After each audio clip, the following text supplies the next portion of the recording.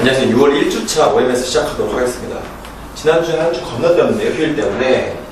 근데 지난주부터 계속 변동이 많이 생기고 있죠. 이거는 저희가 지금 단순간에 말씀드린 게 아니라 4월 2180을 볼 때부터 계속 말씀드리고 있죠. 5월달에 크게 상승 못한다. 6월달에는 FOMC라든지 해외 변수들이 많아지면서 하락할 것이다. 이렇게 계속 말씀드렸죠. 그래서 지금까지의 상승들을 4월, 5월, 6월 달에 잘 지키는, 또 그리고 역으로 역발상 투자를 한 부분에서 공격적인 부분이 아닌 수비적인 부분, 방어적인 부분으로 잘 수익률 관리해야 6월 이후에 이 금리 인상 인파가 파고가 지나가고 난 이후를 잘 대비할 수 있을 것이다. 계속 말씀드렸는데 실제적으로 말씀드렸던 부분들이 계속 나타나고 있는 거예요. 여기 보시면 지난주 같은 경우에는 기관에서는 계속 매도가 나왔습니다. 펀드 한 명이죠. 그리고 외국인들은 원화가 절하, 우리 돈의 가치가 좀 올라가면서 떨어지면서까지라도 외국 돈들이 나가고 있는데도 코스피 시장을 매수를 하고 있어요. 이거는 크게 말씀을 드린다고 하면 올해 코스피 시장이 2천을 깨는 흐름이 나올 수 있다고 하더라도 외국인의 추세적인 매수는 계속 꾸준히 이어질 것이다.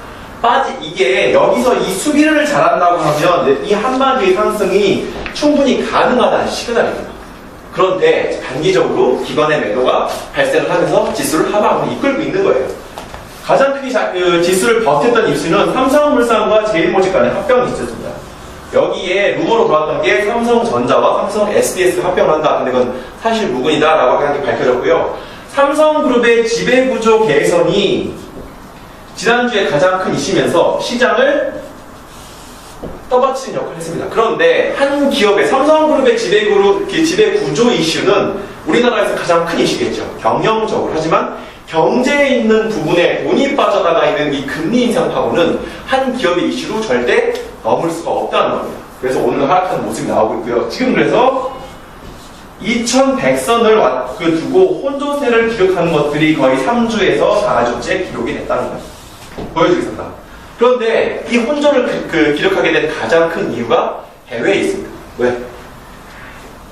옐런 연방준비이사회 제도 의장이 연내 금리 인상을 하겠다. 기준금리, 미국에 있는 기준금리를 인상시키겠다고 하는 걸 공식화했어요.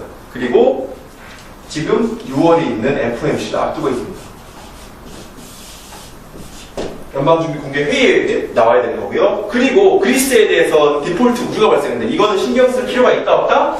없다. 왜? 그리스의 구제금융은 지금도 계속 이루어지고 있고요. 단기 것들이기 때문에 그때 있는 노이즈가 발생을 하는 거지 쉽게 깨지거나 그리스에서 유로존을 탈피할 수 있는 수준이 아니다.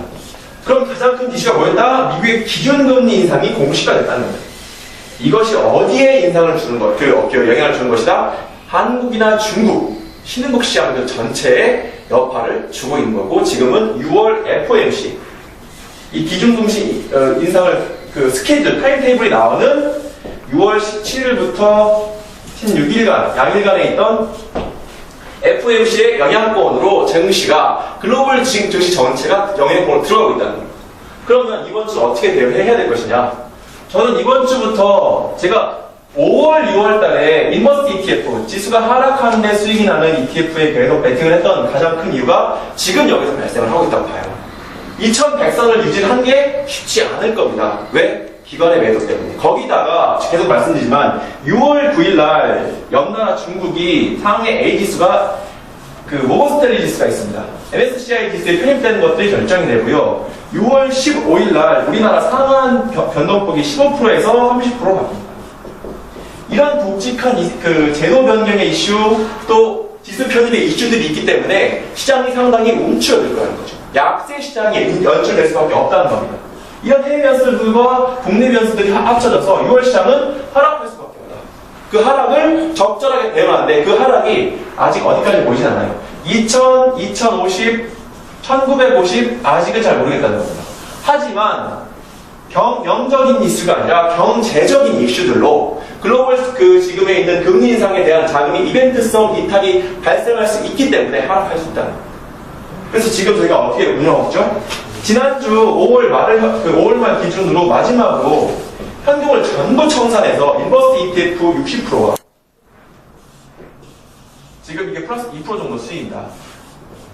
그리고 원유 선물 ETF 40%에 이거는 마이너스 2% 정도 지금 누적 손익을 발생하고 있는데요. 현금을 전체 투자한 겁니다. 그러면 인버스 ETF라고 하는 건 무엇이냐? 지수가 하락할 때 수익이 나는 ETF입니다. 선물로 따지면 풋옵션에 투자한다고 보시면 되는 거예요. 이 부분에 투자를 계속 하고 있고요. 이 부분을 그럼 왜 100% 이렇게 돌리는 게 좋지 않았어요? 말씀을 드리는데 이건 나중에 말씀드릴 겁니다. 원유 ETF도 점차적으로 지금 시초손해라든지 이 미국의 그 경제 상황과 관련돼가지고 이 원유에 대한 가격들이 돋보일 수밖에 없기 때문에 투자를 분산해서 진행했습니다. 그래서 이번 달에도 인버스 ETF와 원유 ETF를 통해가지고 안정스럽게 한 2% 정도의 수익을 추구하는 것들이 가능할 거라고 생각되어집니다.